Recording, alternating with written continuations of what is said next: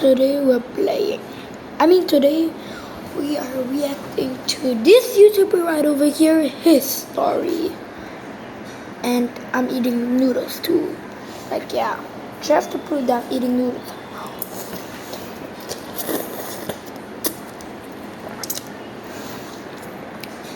You all hear that? Yeah, I'm pretty sure you all hear that. First, I want to watch his shorts, then videos. Alright, let's see. What interesting shorts do we have? Subscribe for a chance to win iPhone 17 every million subs. Yeah, I literally subscribe. I like his videos. Yo, we have 5.43 million subscribers?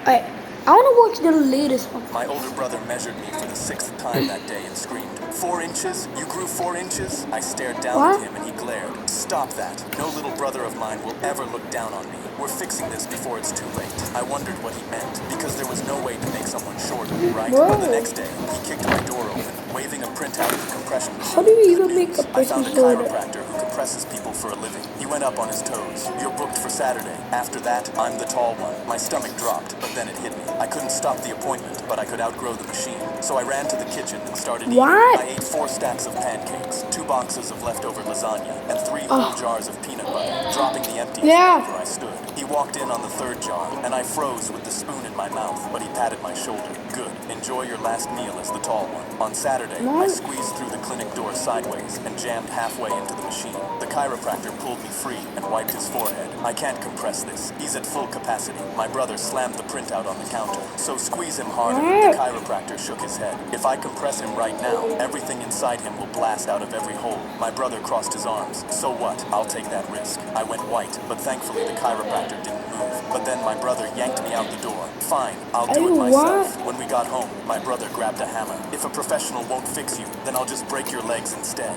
He chased me around screaming, "Get back here! You need to be fixed!" I sprinted into the kitchen, but his foot came down on one of the empty peanut butter jars I'd left on the floor and shot out from under him. He hit the tiles hard and curled up, clutching his ankle and howled. That's when our neighbor came running through the back door. I heard screaming. Is he all right? I answered calmly. He slipped, but he's fine. He's my older brother. The neighbor's head snapped back and forth between us. He's the older one, but he's so small. My brother howled and lunged at him, so I hooked an arm around his waist and lifted him clean off the ground. He swung at the air like a toddler while I looked down on him from above. My older brother measured me for the... That picture was quite We were long. eating dinner when my girlfriend Mallory pulled a puppet out of a shopping bag and set him in the chair across from me. This is Gary. He's going to help us communicate better. I raised an eyebrow. The lip gloss. Bro, my FDR teacher is Mr. Gary Lim. Yeah, that's his name. Communicate better how? That's She slid me, her bro. hand into Gary's back and made him talk. You don't listen Is to he a Mallory when zombie? she talks, so Okay, I'm maybe just you'll kidding, listen to guys. me. I set down my fork. Mallory, I can see your lips moving. She shook her head. No, that was Gary talking. I kept my mouth shut because I loved her enough to give this a real shot, but I had no idea how far she was going to take it. That weekend, my buddy Dave came over to watch the game, and Mallory propped Gary on the arm of the couch as soon as he sat down. Gary leaned toward him, and she made him talk. He's a man, but he still sleeps with a nightlight. Isn't that stupid? Dave burst out laughing so hard, he nearly spilled his beer. My face went hot because the idea of Dave telling our friends about this made me want to glitch through the floor. Just say that to my face, Mallory. She crossed her arms. Gary said it, not me. After Dave left, she started making Gary talk about us as a couple. You'll never be man enough for her. I glared at the puppet sitting on her knee, her hand still buried in its back. Bro, go punch That's a really it. weird thing for a puppet to have an opinion about, and we both know it's you talking. She didn't laugh, so I decided if she wanted to hide behind a puppet, so could I. The next day, when Mallory got home from work, I had my own puppet waiting on the couch, my hand already working his mouth before she'd even sat down. Hi, I'm Kevin. Mallory's eyes narrowed. What is going on? Kevin cleared his felt throat. I just wanted to let you know you're single now. You'll never find a man who puts up with this. Her mouth fell open, and I set Kevin down gently on the cushion beside me. Yo. Maybe you should date Gary since you can control him. We were Take eating that. when my girlfriend Mallory pulled a puppet out of a shopping bag. I was downstairs pulling their sleepover popcorn out of the microwave when my daughter screamed from her bedroom. I'm going to pour fire all over it. Then her best friend Emma shrieked, What? No, please don't burn the house down. And my whole body went cold. I didn't know what was happening Oh, up there, he's but whatever it was, freezing. it wasn't good. So I dropped the popcorn bag and ran up the stairs 3 steps at a time, screaming my daughter's name. I pressed my ear to her door and my gut tightened because my daughter's voice was ice cold. "You can't stop me, Emma." Then Emma said, "Please, I'm begging you." I pounded on their door with both fists. "Girls, open this door right now. Don't come in, Dad. We're doing something." I grabbed the handle, but it was locked. And then she said, "Now I'm lighting the fire." Emma screamed again, this time saying something even worse. "It's spreading. It's spreading so fast." I pressed my nose to the door hunting for smoke and found nothing. But Emma sounded like the room was already gone, and I could hear my daughter cackling like a maniac. So I flew to the garage, ripped the fire extinguisher off the wall, and screamed, "Nobody move, I'm coming." I ran up the stairs, kicked the door open, and yelled, "Get down." I unloaded the extinguisher and blasted foam across the ceiling, the bed, and onto both shrieking girls, covering the entire room with foam.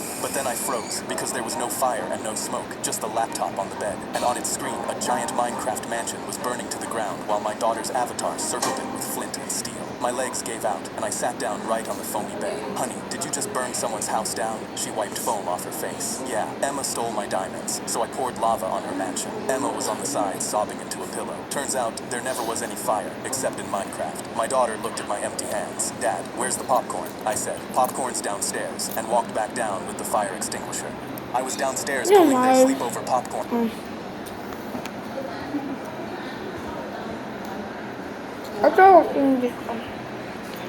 I got an emergency call that a robbery was in progress, so I rushed over to the store, my hands on my holster. The owner immediately pointed at the homeless man sitting on the floor in the corner of his store. "That filthy beggar was robbing me," he spat. "Arrest him." I walked towards the man and noticed the scrunched up bouquet of flowers in his lap. I asked him if he'd really have them, and he looked up. "It's my wife's birthday. She's homeless out here with me, and I have no money to get her flowers." My chest tightened because his entire face was bruised, but the owner was already leaning over my shoulder. He reached down and snatched the flowers out of the man's lap. "Here's what I think of your wife." He spat on the bouquet and dropped it onto the floor. I was shocked, but the homeless man instantly pushed himself up to his feet. "Don't you ever talk about my wife." The owner spun to me instantly, pointing. "See? He's aggressive. He just threatened me. Arrest him right now." I realized the situation was escalating, so I put a hand up and told everyone to calm down. But the owner was starting to get on my nerves. I asked the man how he got the bruises on his face, and the owner smirked. That was me. I made sure to really hit hard when I saw this piece of filth stealing. He said it proudly, and because I was homeless once, I'd reached my limit. "So you assaulted him. That's a crime, and you're under arrest." His face dropped as I reached for my cuffs. He shoved me back hard. "You're not arresting me. Arrest him and his wife." You cannot shove a police officer. And grabbed his wrist. Well, "I'll you charge you can for assault shove of a an police officer too if officer. you're not That's careful." rude. The homeless man put his hand on my This shoulder. guy really needs to Nobody's get ever respect. taken my side before. I nodded and walked the owner out while he cursed at us. But as I shoved him into my cruiser, I saw the homeless man handing the flowers to his wife on the corner, and beside them, there was a homeless little girl, mouthing, "Happy birthday, Mommy." My heart genuinely shattered, so I decided to go buy them a birthday cake out of the owner's wallet. He watched helplessly, red in the face as I handed it to them. I got an emergency call that a robbery... Okay, that's crazy. Let's see what posts. Hey, yo, what?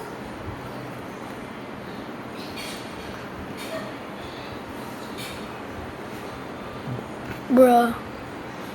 Okay. What are videos? Let's watch one of. Yeah. Guess what I just found on Job Street? Ew. New job? Is this Jurassic World Dominion? I showed up for my Sunday Jurassic visit, and the World front door was Fallen unlocked, which was Kingdom? wrong because my grandfather always locked it. I walked in and called his name, and the house was quiet. His leather chair was empty. The Chet Baker record was on the turntable, but the needle was up. I found him in the kitchen, on the floor, next to the stove. His hand was still reaching for the counter like he'd tried to catch himself. I dropped to my knees and grabbed his shoulder and shook him, and said his name over and over, and he was cold, and I knew he was gone, but I kept shaking him because stopping meant it was real. I sat on the kitchen floor and held his hand and cried until I couldn't breathe. I drove home and walked through the door with my face swollen and my shirt wet from tears. My dad was at the kitchen table on his laptop. I sat down across from him and put my hand on his arm. "Dad, I'm so sorry. Grandpa passed." He looked at my hand on his arm. Let's skip a little. Fed papers into the fireplace, and the flames rattled because every muscle...